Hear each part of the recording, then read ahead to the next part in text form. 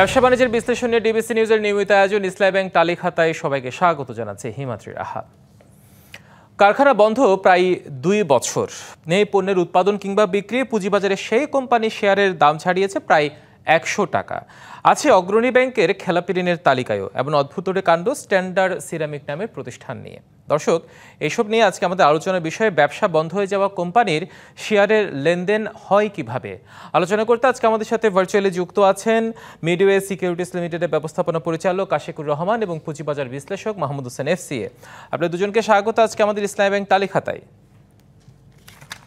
শুরুতে আশিকুর রহমান, আপনাকে দিয়ে শুরু করতে চাই। যেমনটি বলছিলাম যে আসলে বন্ধ হয়ে যাওয়া যে প্রতিষ্ঠান, তার শেয়ারের লেনদেন আসলে এটা কোন আইনে সম্ভব? আপনি নিজেও তো দীর্ঘদিন ধরে এই ধরনের ব্যবসার সাথে জড়িত আছেন, আপনার অভিজ্ঞতা কি বলে?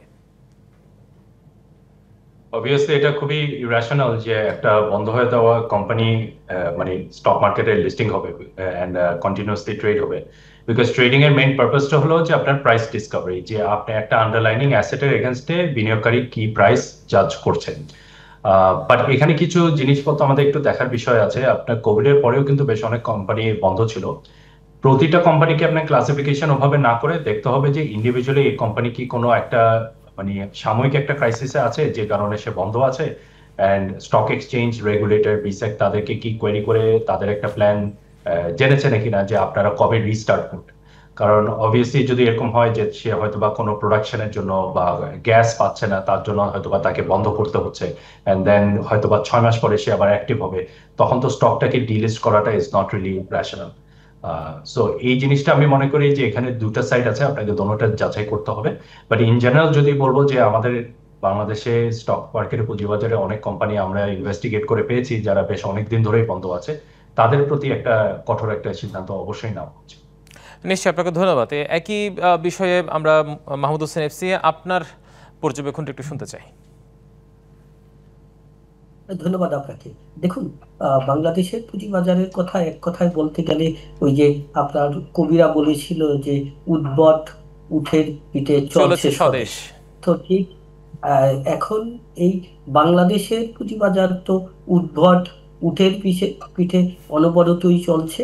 এখানে খোলা পানিতে দুষ্কৃতকারীরা তারা আপনার একটা আনহোলি নেক্সাস সব সময় মিলেমিশে আপনার বাজে একটা অবস্থা তৈরি করে, এবং সেখানটায় যে পুঁজিবাজারের কর্তা ব্যক্তিরাও জড়িত ছিল সেটাও কিন্তু বর্তমানে যেসব তদন্ত হচ্ছে বা পুঁজিবাজারের ইভেন সিকিউরিটি এক্সচেঞ্জ কমিশনের চেয়ারম্যানের পর্যন্ত আপনার দুদকে বিভিন্ন কমপ্লেন যায়, তাকে আইনের আওতায় আনার চেষ্টা চলছে, এখান থেকে বোঝা যায়।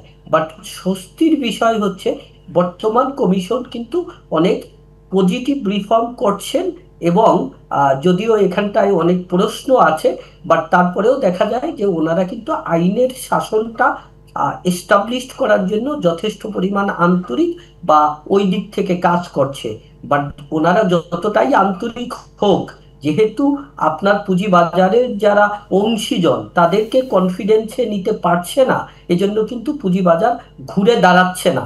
যেমন ম্যাক্রো ইকোনমির স্টেবিলিটি 3টা সেক্টরে কিন্তু মোটামুটি ভালো হচ্ছে, যে মূল্যস্ফীতি কিছুটা হলেও কমছে, আপনার ফরেন এক্সচেঞ্জ মার্কেট অনেকটা ভোলাটিলিটি কমেছে, তারপর ফরেন এক্সচেঞ্জ রিজার্ভ যেটা বেড়েছে, যদিও এটা ইকোনমির জন্য খুব ভালো ইন্ডিকেটর না লাস্টেরটা, তারপরেও কিন্তু পুঁজি বাজারে এর কোনো প্রতিফলন দেখা যাচ্ছে না। রাদার এই যে বন্ধ কোম্পানি বা বাজে কোম্পানি, এদেরকে নিয়ে খেলাধুলা করে এরকম করে দাম বাড়ানো হচ্ছে, এটা জাস্ট ঘোলা পানিতে মাছ শিকার করা ছাড়া আর কিছু না।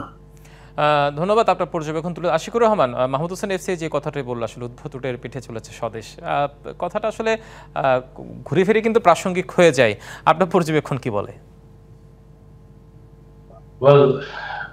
আমি যে জিনিসটা বলবো যে আমাদের মার্কেটের প্রবলেম তো আর অ্যাকচুয়ালি গত 1 বছরের ইস্যু না। ইস্যু তো আমি যদি বলি যে আমার পয়েন্ট অফ ভিউতে, সিন্স আমি মার্কেটে অনেক বছর ধরে আছি, আমার জন্য মার্কেটে is a 20 year 30 year problem. মার্কেটে কোনো সময় আপনার পলিসির কোনো স্টেবিলিটি ছিল না। আমরা যেটা দেখছি যে বারবার পলিসি চেঞ্জ হয়েছে, ক্যাপিটাল রেজিং এর ব্যাপারেও যদি আপনি বলেন যে আলটিমেটলি এই টাইপ কোম্পানিগুলি কেমনে অ্যাকচুয়ালি লিস্টেড হয়েছে। লিস্টেড তো হয়েছে বিসেক এর অ্যাপ্রুভালের থ্রুতে, স্টক এক্সচেঞ্জ অনেক বছর ধরে এটা নিয়ে ফাইট করতো। সো এখন রিসেন্টলি একটা বিসেক এর নতুন রুল দিয়েছে, যেটা পাবলিক ইস্যু রুল, যেখানে ওনারা এগ্রি করেছে যে না, এনাফ ইজ এনাফ, যে এখন থেকে অবশ্যই স্টক এক্সচেঞ্জের পারমিশন ছাড়া কোনো স্টক লিস্টেড হবে না। But at the end of the day আগের প্রবলেমগুলি কিন্তু আমরা এখনো পর্যন্ত ক্যারি করছি। সো এখানে আমরা যেটা বুঝতে হবে যে এই স্টক মার্কেটে যে রিফর্ম, যেরকম ব্যাংকিং সেক্টরের যে রিফর্মটা চলছে, এই স্টক মার্কেটের রিফর্মটাও কিন্তু একটু লম্বা সময়ের মধ্যে লাগবে, and it will be a very painful reform. এই জন্য আজকে আমাদের ইন্ডেক্স, আপনি যদি ইন্ডেক্সের দিকেও দেখেন, আপনি যদি টার্ন ওভারের দিকেও দেখেন, ইট ইজ অ্যাকচুয়ালি এটা হিস্টোরিক্যাল লো। আমরা যদি এটাকে ইনফ্লেশন অ্যাডজাস্টেড যদি করে রাখি, ইট ইজ অ্যাকচুয়ালি এটা হিস্টোরিক্যাল।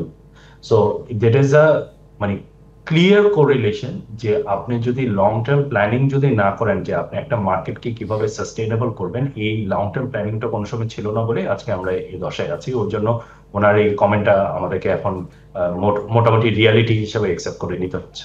নিশ্চয়ই। মাহমুদ হোসেন এসসি, আরেকটি বিষয় আপনার কাছে জানতে চাই। আমরা প্রতি বছরই দেখি, মানে আসলে অনেক হাতে নেওয়া হয় যে আপনি পলিসি স্টেবিলিটির কথা বলেছেন, এই পলিসি স্টেবিলিটির জায়গাটা এখনো কেন একটা সাস্টেনেবল জায়গায় আসছে না, হচ্ছে না কেন, স্টেবল হচ্ছে না কেন?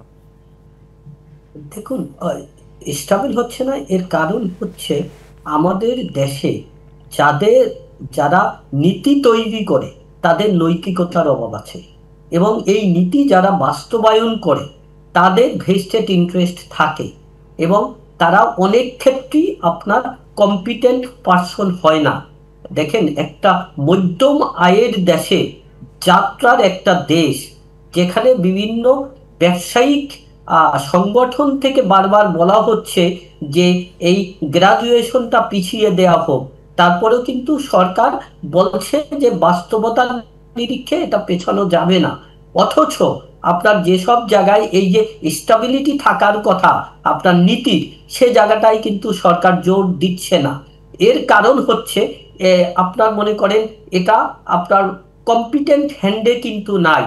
আপনি দেখুন, আরো একটা বিষয় মাথায় রাখতে হবে যে গুড গভর্নেন্স দিয়ে যে দেশের উন্নয়ন সম্ভব হয় না, এটা কিন্তু বর্তমান অর্থনৈতিক অবস্থা দেখে বোঝা যায় যে এই গভর্নমেন্টের যারা উপদেষ্টা পরিষদ আছে তারা অনেকে কম্পিটেন্ট, তারপরেও বিদেশি বিনিয়োগ একদম হচ্ছে না, শেয়ার মার্কেটেও বিদেশি বিনিয়োগ নাই। আগে এক সময় আমরা বলতাম যে টাকা ডলারের বিপরীতে মূল্যমান হারাচ্ছে, সেটাও তো একটা অবস্থায় চলে আসছে, তারপরেও কিন্তু হচ্ছে না। দেশে তেমন পলিটিক্যাল এজিটেশন নাই, বাট রাজনৈতিক অনিশ্চয়তা কিন্তু হিউজ পরিমাণ আছে, পলিসির স্টেবিলিটি বা কন্টিনিউটি নিয়ে কনসার্ন আছে। তার মানে এই যে গভর্নেন্সের মধ্যে যতদিন পর্যন্ত কোয়ালিটি আনা না যাবে, দেশপ্রেম আনা না যাবে, এবং এখানে সুবিধাভোগীরাই পলিসি তৈরি করবে, ততদিন পর্যন্ত কিন্তু এখানে স্টেবিলিটিটা আনা যাবে না। কারণ ওই সুবিধাভোগীরা তাদের সুবিধা অনুসারে time to time policy change করবে বা পলিসি ভায়োলেট করবে। নিশ্চয়ই। আপনারা থাকুন আমাদের সাথে। আমরা একটা ছোট্ট বিরতির সময় হয়েছে, বিরতি নিয়ে পর নিশ্চয়ই আপনাদের সাথে আমরা এই বিষয়ে আরো আলোচনা করব। দর্শক, বিরতি নিচ্ছি। ব্যবসা বাণিজ্যের বিশ্লেষণ নিয়ে ডিবিসি নিউজের নিয়মিত আয়োজন ইসলামী ব্যাংক টালি খাতায়। সঙ্গে থাকুন, ফিরছি একটু পরেই। আবারও স্বাগত জানাচ্ছি ব্যবসা বাণিজ্যের বিশ্লেষণ নিয়ে ডিবিসি নিউজের নিয়মিত আয়োজন ইসলামী ব্যাংক টালি খাতায়। আমাদের আজকে আলোচনার বিষয় ব্যবসা বন্ধ হয়ে যাওয়া কোম্পানির শেয়ার লেনদেন হয় কিভাবে। আমরা আবার আলোচনায় ফিরছি। আশিকুর রহমান, বিরতির পর আপনাকে দিয়ে শুরু করতে চাই আরেকটি বিষয়, একটু শুরুতে ফিরে যেতে চাই, যেটি হচ্ছে আমরা এমনও দেখেছি যে ব্যাংকে লেনদেন চলছে, 5টি ব্যাংকে লেনদেন চলছে, এমন কোম্পানির আসলে শেয়ার বিক্রি বন্ধ, কিন্তু ব্যবসায় নেই তার শেয়ার বিক্রি হচ্ছে। আসলে এই ধরনের তুগলক কাণ্ড মানে কিভাবে চলে, আপনার অভিজ্ঞতা কি বলে? প্রথমেও যে একই কথাটা বলেছি, ব্যাংকের ব্যাপারটা তো ছিল যে অ্যাকচুয়ালি ব্যাংকগুলি তো অপারেশনাল ছিল। বাংলাদেশ ব্যাংকের একটা ডিসিশনের জন্যই তাদেরকে আমরা ডিলিস্ট করতে হয়েছি। বাট ওয়ান্স অ্যাগেন এখানে এটা ভেরি ইম্পর্টেন্ট আমাদেরকে ক্লাসিফাই করার জন্য যে আপনারা যেসব কোম্পানির কথা বলছেন যে তারা বন্ধ, তারা কতদিন ধরে বন্ধ, আর তাদের অ্যাকচুয়ালি ম্যানেজমেন্টের বা বোর্ডের প্ল্যান কি যে এটাকে কবে আবার রিভাইভ করবে। যদি এটা খুব শীঘ্রই অল্প সময়ের মধ্যে যদি রিভাইভাল হয়, তো অবশ্যই তাদেরকে মেইন বোর্ডে রাখতে হবে, এন্ড দেন বিনিয়োগকারী ওই অনুযায়ী তাদেরকে প্রাইস ইন করবে। অবশ্যই স্বাভাবিক যে তাদের প্রাইস ফল করাটা। বাট বিকজ আমাদের আনফর্চুনেটলি আমাদের ইনভেস্টিগেশনে কিন্তু ডিএসসিও একটা লিস্ট ক্রিয়েট করেছিল, যেখানে দেখেছে যে বেশ অনেকগুলি ফ্যাক্টরি ক্লোজ আছে। টেকনিক্যালি যেটা হওয়া উচিত, গত সেপ্টেম্বরে প্রায় 30টার মতো বন্ধ তার একটা লিস্টও দিয়েছিল। জি, এটা লিস্টে দিয়েছে এন্ড দেন ডিএসসি তাদের সাথে ফলো আপ করেছে, ম্যানেজমেন্টকে জিজ্ঞেস করেছে যে আপনাদের ইন্ডিভিজুয়ালি যে আপনাদের প্ল্যানটা কি, যে আপনার কবে এই ফ্যাক্টরি আপনার রিস্টার্ট করবে। এটার উত্তর তো আর অ্যাকচুয়ালি পাবলিক করা হয়নি। সো ওই অনুযায়ী অ্যাকচুয়ালি ডিসাইড করতে হবে যে কারা কারা রেসপন্ড করেছে, কারা কারা একটা রিয়েলিস্টিক প্ল্যান দিয়েছে। যারা রিয়েলিস্টিক প্ল্যান দেয় তাদেরকে অবশ্যই আপনাকে ডিলিস্ট করার মতন একটা চিন্তা ভাবনা করা উচিত, বিকজ মার্কেটের মেইন পারপাসটা হলো প্রাইস ডিসকভারি। এটাই হলো স্টক মার্কেটের সেকেন্ডারি পারপাস। আপনার প্রাইমারি পারপাস যেটা যে টু রেইজ ক্যাপিটাল, আপনার সেকেন্ডারি পারপাস হলো যে আপনি বিনিয়োগকারীকে শেয়ার কিনতে দিচ্ছেন বেসড অন সার্টেন ফান্ডামেন্টালস, টেকনিক্যালসও আছে, সেন্টিমেন্টালও আছে, but at the end of the day price Discovery হবে। প্রাইস ডিসকভারি যদি একটা অ্যাসেটের আন্ডারে হচ্ছে, যে অ্যাসেটের কোনো ক্যাশ ফ্লো নেই, কোনো ফাংশনিং নেই, তাহলে তো অবশ্যই এই মার্কেট তো অ্যাকচুয়ালি কোনো সময় ভালো হবে। নিশ্চয়ই। মাহমুদ হোসেন এফসি, একই প্রশ্ন আপনার কাছেও রাখতে চাই। আসলে যেসব ব্যাংকের লেনদেন বন্ধ, তারা লেনদেন চলছে তাদের বন্ধ, কিন্তু যারা ব্যবসায় নেয় তারাই চলছে আসলে। না, দেখুন, আশিক ভাই তো একদম কমপ্লিটলি বলল যে একটা শেয়ার মার্কেটের প্রাইমারি অবজেক্টিভ কি অ্যান্ড সেকেন্ডারি অবজেক্টিভ কি। আহ, দেখুন, এখানে আমাদের ঢাকা স্টক এক্সচেঞ্জের কথাই বলি বা চিটাগং স্টক এক্সচেঞ্জের কথাই বলি, যারা প্রাইমারি রেগুলেটর, তারা তো কন্টিনিউয়াসলি ফেল করছে এজ এ প্রাইমারি রেগুলেটর হিসেবে রেগুলেট করতে। কারণ বাংলাদেশ সিকিউরিটি এক্সচেঞ্জ কমিশন হচ্ছে কন্ট্রোলিং অথরিটি, যিনি পলিসি তৈরি করবেন বা কিছু কিছু জায়গায় অ্যাপ্রুভাল দিবেন, বাট মেইন রেগুলেশনটা তো আসবে স্টক এক্সচেঞ্জ থেকে। তো আমাদের স্টক এক্সচেঞ্জের সক্ষমতা বাড়ানোর জন্য বা আপনার হচ্ছে এটা আপনার এখানে ইন্ডিপেন্ডেন্স বজায় রাখার জন্য কাগজে কলমে ডিমিউচুয়ালাইজেশন হলো, বাট তাও কিন্তু কোনো কাজে আসেনি। কারণ আমাদের দুর্ভাগ্য কি জানেন, আমরা যে কোনো ভালো ইনিশিয়েটিভও লোকালাইজ করে আমাদের ভেস্টেড ইন্টারেস্টটা বজায় রাখতে পারি, এবং এতে বোধ হয় দুনিয়ার অন্য কোনো দেশ আমাদের সাথে পারবে না। কারণ আপনি এই ডিমিউচুয়ালাইজেশনের মাধ্যমে যেসব দেশে এই এক্সারসাইজটা হয়েছে, সেখানে স্টক এক্সচেঞ্জগুলো কতটা কার্যকরী হয়েছে, কতটা ইন্ডিপেন্ডেন্ট হয়েছে, তার সাথে যদি আমাদের দেশের স্টক এক্সচেঞ্জের দেখেন, তাহলে কিন্তু কোনোভাবেই মিলাতে পারবেন না। তার একমাত্র কারণ যে আমরা নিয়মের ব্যত্যয় করে বা নিয়মকে ডমিনেট করে কিভাবে নিজেদের স্বার্থ রক্ষা করতে পারি, এখানে কিন্তু আমাদের জুরি নাই। কারণ এখানকার ইন্ডিপেন্ডেন্ট ডিরেক্টররাও ডিপেন্ডেন্ট ডিরেক্টর হিসাবে অ্যাক্ট করে।